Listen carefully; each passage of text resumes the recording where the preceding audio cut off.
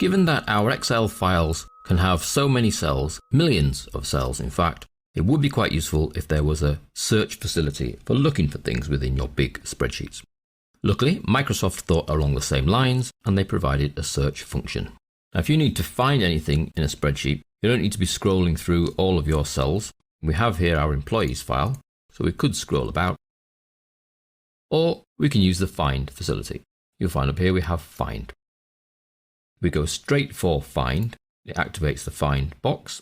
If we use a keyboard shortcut, Control F, it activates the find box. Now a straightforward find without any of the options would entail typing a little bit of text that you're looking for. So I might be looking for Guy within this file, and I can either choose find next or find all, and it'll find all the occurrences of Guy. If I do find next, it'll find the first one. And I click find next, it will find the next Guy. You can see it's there, part of that email address. And the next Guy, it's over there on its own. The next Guy, we've gone down to another email address.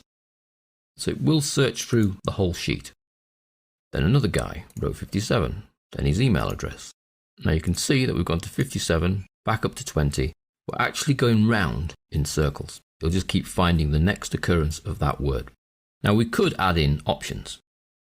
And those options are to search within the sheet or search within the whole workbook.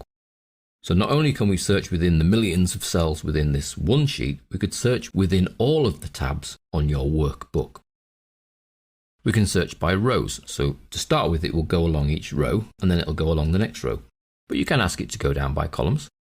So it'll start going down the columns and then down the next column. Only you will know how your data is made up to decide whether the row search or the column search first is the best choice for you. And we can ask it to look in formulas or look at the values of a formula and even look in comment boxes. Now obviously the formulas we are yet to get to and comments we're yet to get to, but the search facility is here. We can even tell it has to match the case in the search. If I were to place that tick there, it would only look for Guy spelled with a capital G, a little u and a little y. In which case if I then went find next, it finds Guy here, finds Guy here, finds Guy in that email address because it's got a capital G, but then it comes back to the first Guy and it doesn't find the other Guys we had in the email addresses because they were little g's. We could also tell it to match the entire cell contents. So the whole cell has to say Guy. Not part of a cell, the whole cell can only say Guy.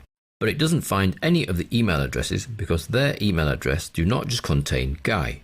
They contain a surname, an @ and a little bit of an address. So these extra options are visible only when you click options. If I click options again, it hides them. You can close that box with a close, or the red cross, or escape.